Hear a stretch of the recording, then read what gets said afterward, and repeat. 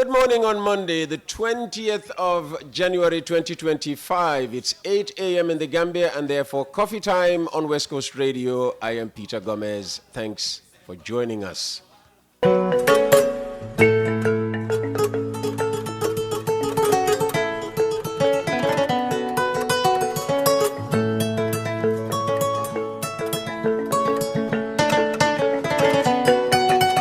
My first guest today is Amadou Chico Cissoko, an entrepreneur with a special interest in pineapple farming. He's also a leadership trainer and inspirational speaker, and he's here to talk to us about his pineapple farming business. Good morning and thanks for coming to the program, Amadou. Thank you, Peter, and thank you for having me. Good morning to every Gambian listening and the lovers of Gambia across the world. You're not just an inspirational speaker, you're an inspiration. I mean, to have come so early to an 8 o'clock appointment should be an example to every Gambian. But first up this morning, let's start with this infomercial by you. Pineapple is a tropical fruit that was discovered many, many years ago in Southern America. But why am I passionate about pineapple? Why am I always invested in pineapple? It's because I grew up on a pineapple farm. I grew up on a banana farm. I grew up on a palm farm where we were producing some of the best pineapples in Guinea. So this particular pineapple has traveled all the way from Ivory Coast to here in the Gambia. Now, this product, before it gets here, it goes through Senegal. In Senegal, there are big warehouses, large importers who buy the best of the pineapples that come from Ivory Coast. So once they get the best, they go first to the hotels, to the restaurants, and then now the rest is what is sent here to the Gambia. Once it arrives here also, the best of them are sent to the hotels, to the restaurants, and then the smallest and the lowest is sent to us, the consumers. Now, I love pineapple. I grow pineapple. In Guinea, we are one of the largest producers of seedlings of pineapple in the entire country. And I've been working on pineapple for many, many years, so I understand the value of this product. I came to the Gambia a few months ago to get married. I found my wife here, and when we came for the wedding, I had the chance to taste the pineapples. And I was like, this pineapple doesn't taste really good. Compared to the one that we have in Guinea, it doesn't have the same taste. Ours is sweeter, it has a better smell, the savor is different, the skin is thicker, and we should actually have that better pineapple here. And then she challenged me. She said, why don't you produce pineapple in the Gambia? At first I was like, no, it's not possible. Right? The Gambia is a subtropical country. It's more of a dry country. They don't have 6 months of rain, only 3 months of rain. So how am I going to be able to produce pineapple here? It's not economically viable for me. The opportunity cost is higher. So it's better for me to do it in Guinea than to do it in the Gambia. But she challenged me. She said, you know what?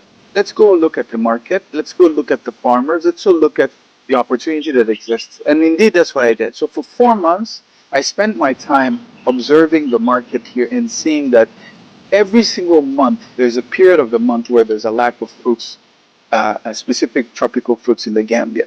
May it be watermelon, may it be pineapples or plantain. There's always a moment of the month where there's a lack. Okay, I saw that. Second, I saw also that almost 90% of everything that is consumed here in terms of fruits and vegetables are imported. And that is where I saw the real opportunity. If the majority of products are imported, what if we could then produce it here? It would reduce the cost of transport, but at the same time, we can be able to sell the product locally. So what if we could produce our own pineapple here in the Gambia and call it the Gambian Princess? What if we could create jobs for young people, teach them how to produce pineapple and tropical fruits, help them develop their own farms and earn an income from this very luxurious fruit? What if we could go further and become an exporter of tropical fruit straight from the Gambia to the UK and to other markets? That's the goal of the Pinagambia initiative.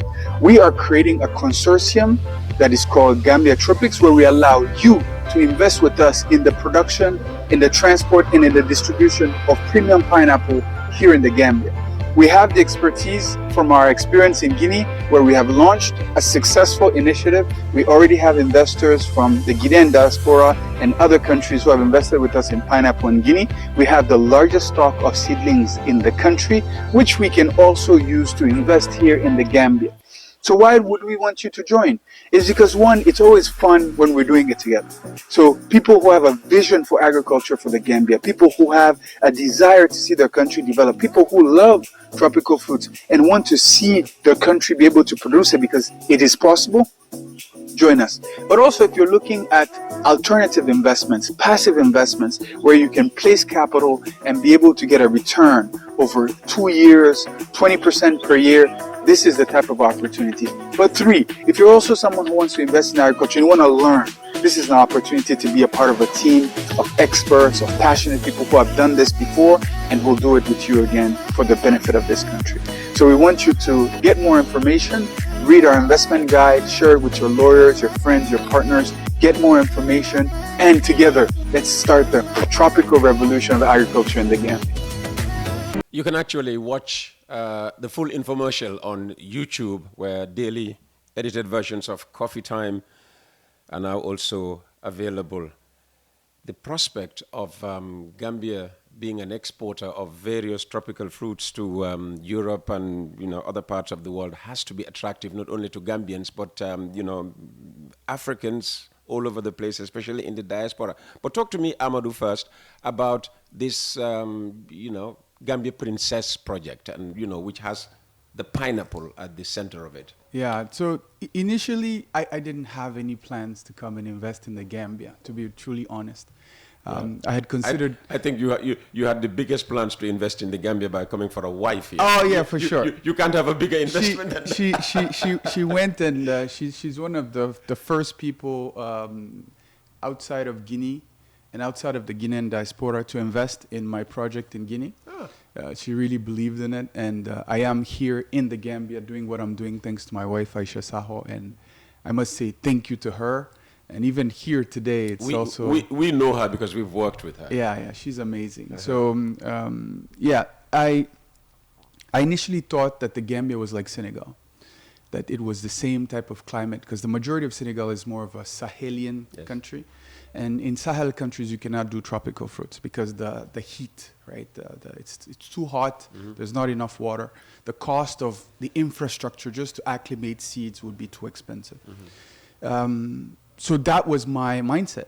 But when I came for the wedding and I had a chance to stay here 3 months, 4 months, 5 months, eating some of the worst pineapples I've ever tasted in my life. That was so discouraging to suggest that you won't find the best pineapples anywhere in the Gambia. Yeah, because the system of distribution is rigged against the Gambia, right? The highest quality pineapple from Ivory Coast is exported to France because of the colonial ties, right? And because the road network is a bit difficult to go from Abidjan to Dakar, because Dakar is a major consumption center. They have a lot of expatriates. The population is more advanced. They love everything sweet, pastries, and everything like that. So fruits, it's a huge market for fruits for the whole of the West African coast. So what they do is they pack these pineapples in these containers, right? They harvest them green, M1, maturity 1, and then they pack them in their boxes and they export them. So as the ship is going upwards, it comes to the port of Dakar. Sure. So they'll drop off maybe the second grade for the Senegalese market.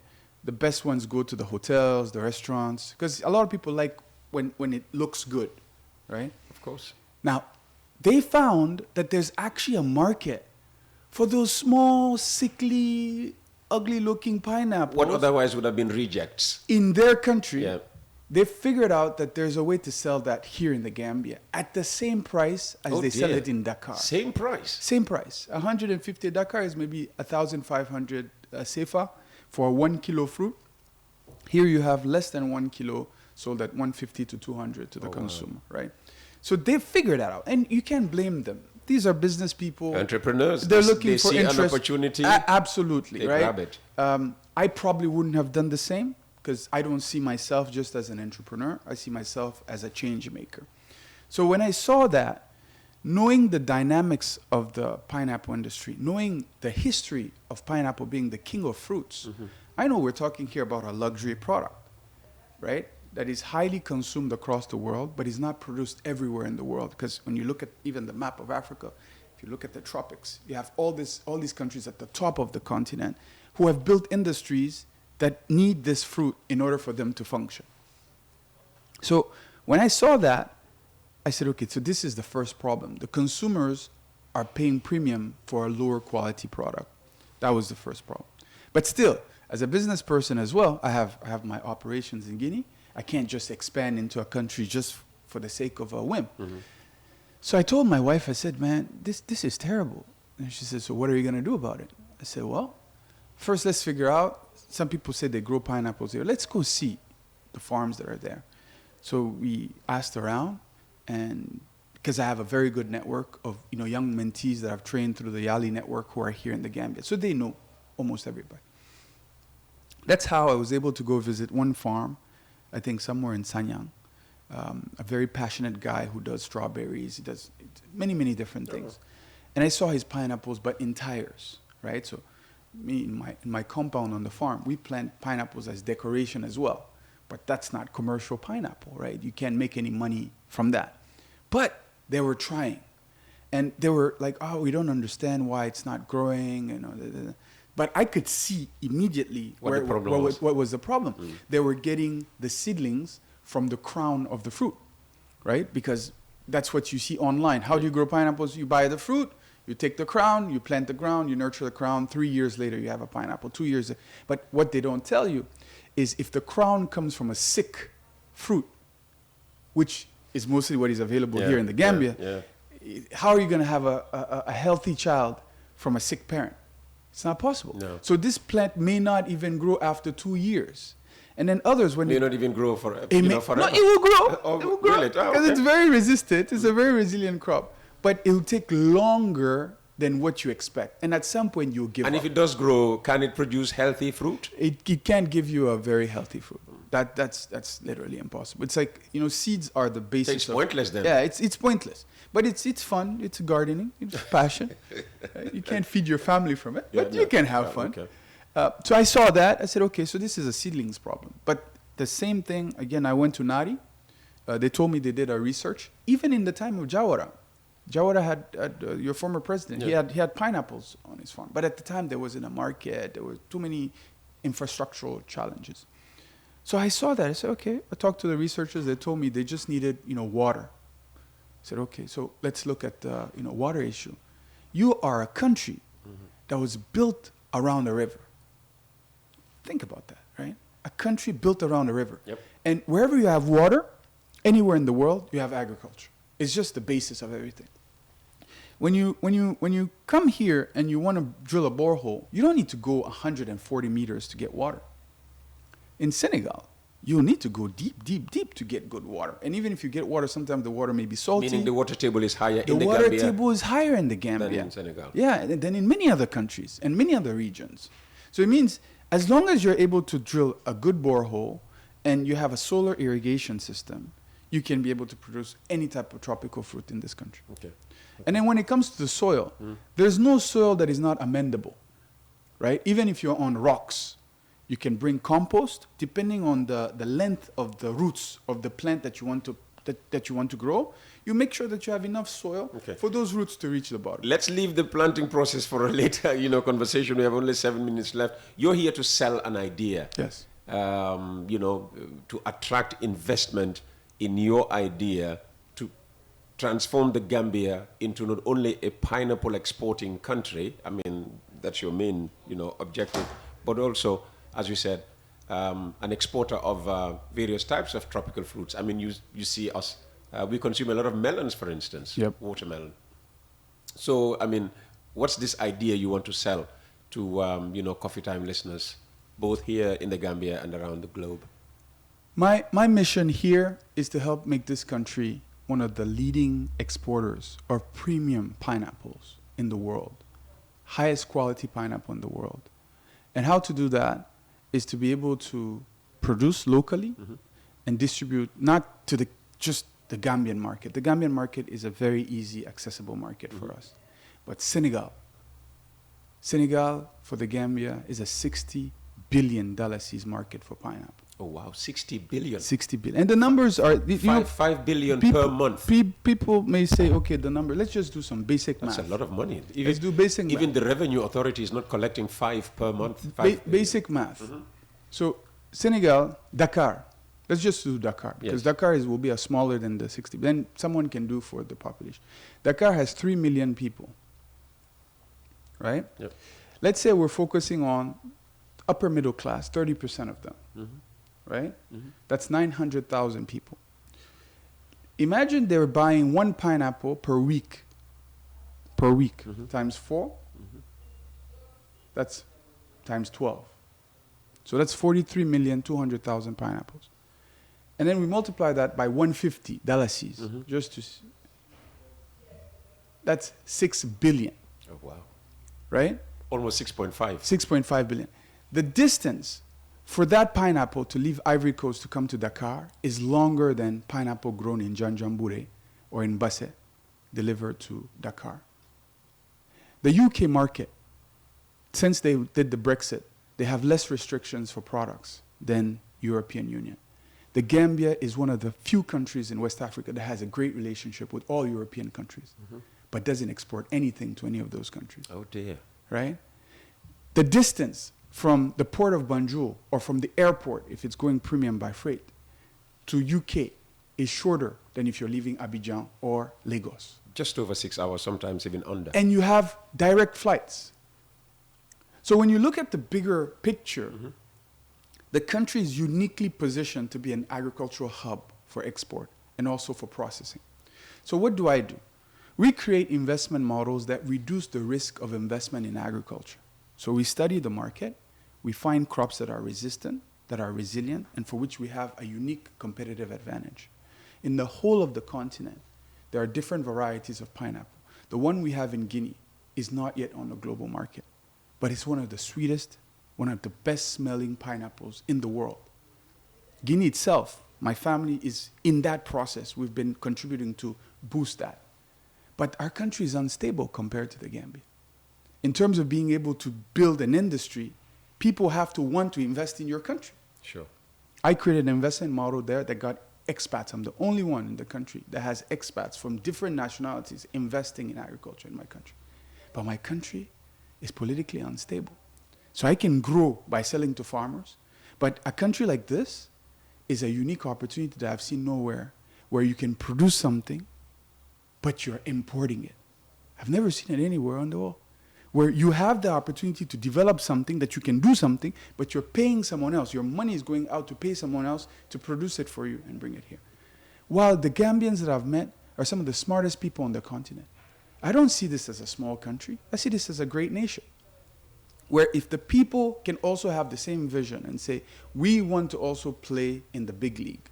We also want to contribute to the development of not just our nation, but the global economy. You can, because God has already given you all the resources.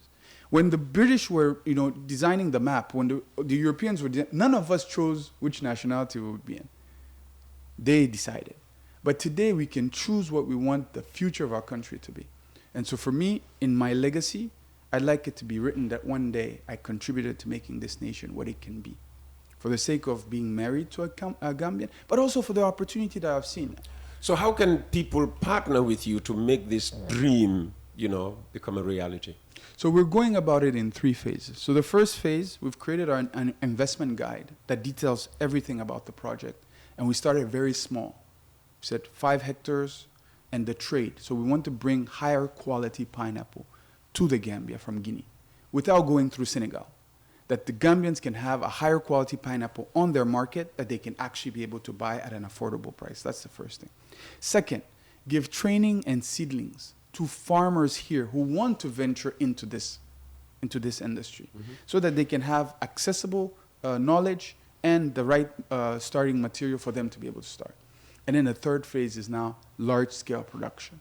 And large-scale production, that's where now we'll work with industrials here, the government, to be able now to produce at a larger scale the entire value chain of pineapple. So from the production of seedlings, production of fruit, processing of fruit, packaging of fruit, even going to making fabric of pineapple, because you can make many products out of the the pineapple waste. Oh, wow. So the entire value chain of this would be developed, which will allow for thousands of people in rural Gambia to be able to have jobs, which will also allow for the country to be able to import a lot of forex that can now sip down into the economy.